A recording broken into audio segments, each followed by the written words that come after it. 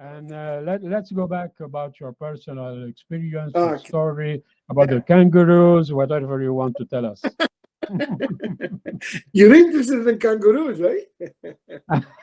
Okay. Anyway, so what happened was with the war, until that time, we had a perfect life, very stable in our life. We had a good social situation, no problem, until the war of 57 of the canal.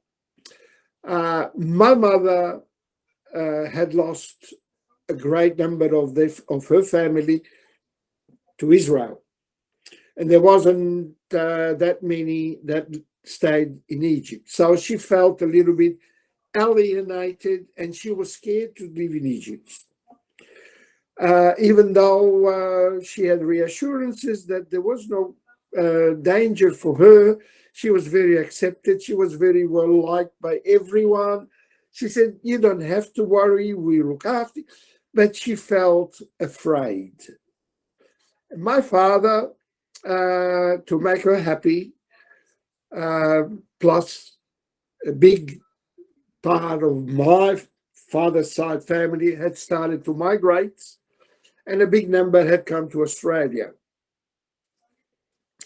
So in order to make my mother happy and safer, we decided to migrate to Australia. So as we had my aunt in Australia, we wrote to her and we asked her to do the paperwork to get a visa to come to Australia. Of course, at the time, the French and the English embassies were closed in Egypt. And we could not get the visa and the interviews and the medicals in Egypt. So we had to go elsewhere to get the visa and do the paperwork. So as we could not get money out of Egypt, as you know, at the time we left with 20 Egyptian pounds per person. That's all we were allowed. That's what we left with. My father decided, as we had some friends in Greece, my father said, "We'll pay the fares from Egypt to go to Athens. We'll spend a week or 2 weeks with those friends, and we'll get the visa to come to Australia." So from Athens, then he paid another fares to go to Italy, visit Italy for a couple of weeks as a holidays, and from then on, get the ship to come to Australia. And that was the plan. My mother was happy with that. So we left in September 1957. That's when we left. We went to Greece. Unfortunately, our life turned upside down at that precise moment, because having come to Greece, a country that we didn't know, language that we didn't speak. My mother spoke perfect Greek because of her background, but my father and I had no knowledge of the Greek language at all. And who came to meet us at the port was Hias. And the Hias, we didn't know who they were. We weren't familiar with the situation. They offered assistance. And we said, no, we refused it. We said, no, we don't need you. We are okay. We are under control. We told them a situation. They said, look, keep our cards.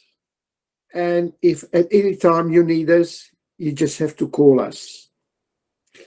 Of course, that assistance was because of my mother being a Jew, coming out of Egypt, out of the situation that was brewing in Egypt, not because of my father. Nevertheless, we thanked them. My father kept the card, and that was it. However, when we went to those called friends, Greece was very poor. It was not a rich country. It was a very poor country. And this person lived in one room and really didn't have time, didn't have the place to accommodate us, to receive us, to give us a bed, to give us a plate of food. We didn't know that. So here we were in Greece with all our luggage, with all our things, didn't know where we were going to stay. Oh, they said, because in Greece at the time, they used to live in rooms in a space. There was about probably 6 rooms, and in each room, one family or one person used to live. And the people in that circle said, look, don't worry, we'll try. It was September, so it was still summer. One family took my mother and I, and they set up a bed on the floor, which we slept. And my father, they slept one of those portable beds in the garden, and he slept under the stars. Now, of course, we got away with it because it was summer. We were lucky it wasn't winter. So the adventures keep going. We started going to the Australian embassy. We introduced ourselves. We tried to see what the situation was to get the visa. Unfortunately, that delayed and delayed and delayed and delayed. To survive, we had to sell our clothes. We had to sell our jewels, our gold, and we had nothing more left to sell to survive. By that time, winter had started to set in Greece, and it was very cold. It was very snowy. It was very wet, and times were very tough. So my father was told that at the end of the street, there was a shoemaker shop, very small shop. He was vacating if we wanted to go and stay in the shop. So we had no choice. We were sleeping in borrowed quarters. My father was sleeping in the open air. At least we would have had the shelter of the shop. Somebody gave us one bed, which my mother slept on the bed. We put my mother to sleep in the bed. My father and I slept on the floor on blankets that people gave us, and that was it. We had gone through the money, and I was, what was I? I was 12 years old by then. And there was, next to this shop, there was another small factory. They were doing fer forgés and doors and iron doors and things like that. And out of pity, because of my age, they said, we can give the boy employment. And at the time, they were giving me 100 drachmas a week. 50 drachmas was paid for the rent, for the rental of the shop. And the other 50 drachmas was for the use of my father to travel by public transport to the embassies and back, to find out our situation with the Australian authorities. And every time we had no luck getting an answer, even though we had gone through the medical, we had gone through the interviews, and no response. Now, as you can see, our economic financial situation was very, very hard. We didn't have to eat. And we relied out of the goodness of the Greek people in their poverty. They took it in turns between families. Out of whatever they were eating, they would give us one plate of food to share between the three of us. So there was times that the food wasn't enough. as long as I got fed, my parents were going without. Very tough times, Sammy. Very tough times. And I was working in that factory. I was cleaning the factory. I was doing messages. I was doing all sorts of jobs. After 6 months, the Australian authorities refused us the visa without giving us a reason for the refusal.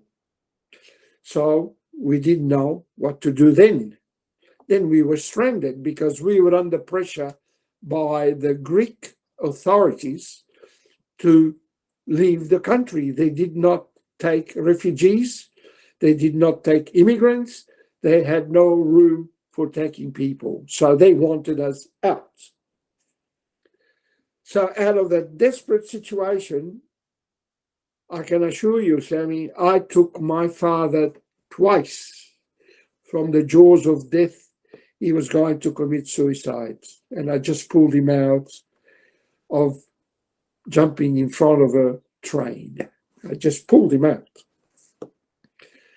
We had to come to a decision, and we didn't know what to do. We honestly didn't know what to do. We couldn't go to Italy because my father was a bigamist because of his divorce. So he could not go to Italy. Being a Christians, having a passport, my mother had a laissez-passer. We decided to go back to Egypt and try to return to Egypt. Now, my mother could not go back because of her status, but we hoped, my father and I, my father said, if I go back to Egypt and the boy be with me out on humanitarian grounds, they probably would allow the mother to come back. So we left my mother, the poor woman. She worked as a maid, as a khaddama. She was washing clothes. She was doing houses. She was doing and living in a room on her own. We had to leave her because we didn't know what to do. And that was a situation very drastic. We went back to Egypt. We stayed with an aunt of mine, and my father was going backwards and forwards to Cairo to try and get a permit for my mother to return.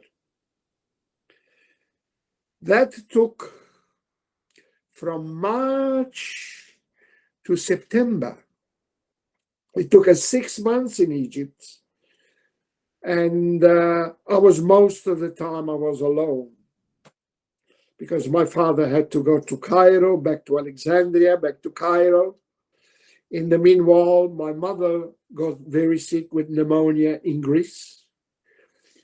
And she was dangerously ill. My father left me. We didn't have the funds to go to Greece and come back or whatever. So he left me in Egypt on my own, still with my aunt, but I was on my own, without a father and a mother. And he went back to Greece to attend to my mother.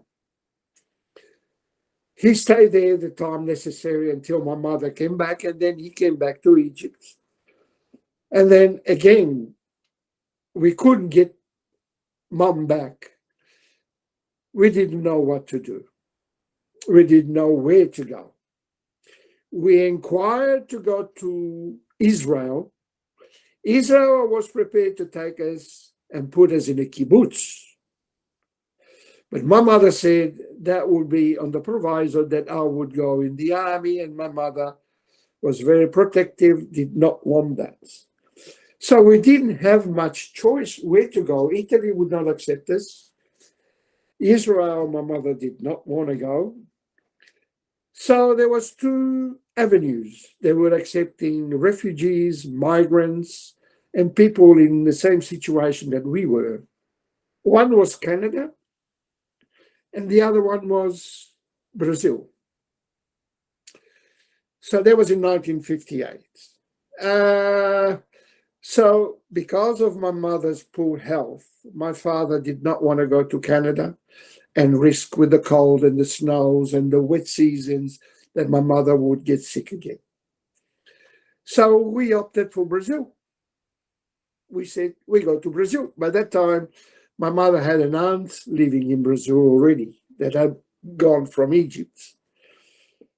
And so my father left me once more, went to Cairo, applied, did all the paperwork to go to Brazil, came back, and we went to Greece with intentions of picking up my mother. We got the visa, we go to Italy and get the ship to Brazil.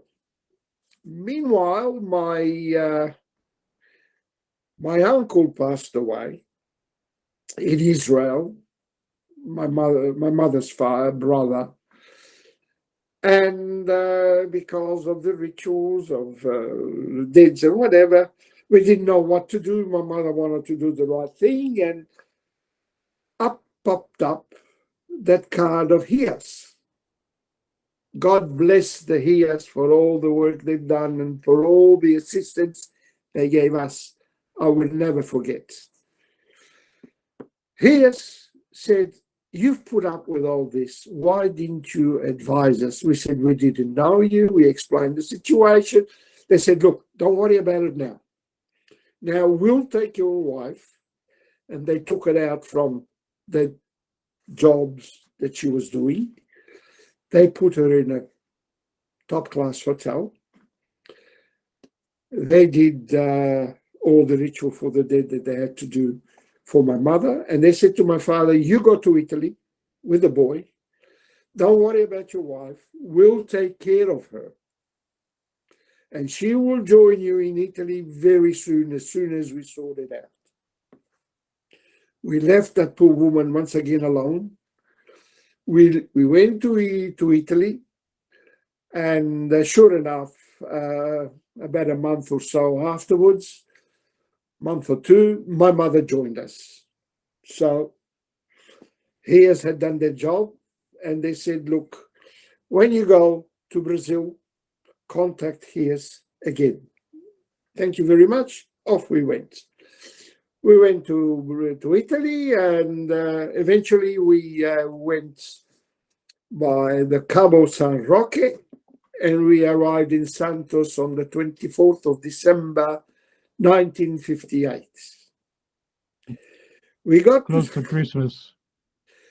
Christmas Eve, and the biggest shock of our life, it was once again in front of us. We were taken from Santos. We were taken to the Hospedaria do Imigrante no Brás, and we were dropped there. Are you familiar with the Hospedaria do Imigrante? No, but I heard about it, of course. Yeah. Oh, you heard about it, did you? Okay. It was the most horrible place you could ever be. We got there. It was cold. It was like a concentration camp. We were given blankets, and we were separated once again, women on one side and men on the other side.